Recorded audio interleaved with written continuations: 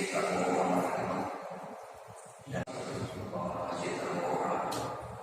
yang saya hormati Bapak Kepala Dinas Syariat Islam, dan saya tahun ini kita disediakan mengakhiri ibadah puasa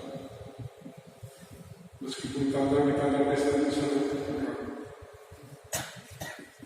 Allah Subhanahu wa Ta'ala memberi kita dan berapa penyakit yang tidak terlihat yang dikenal dengan virus corona atau COVID-19.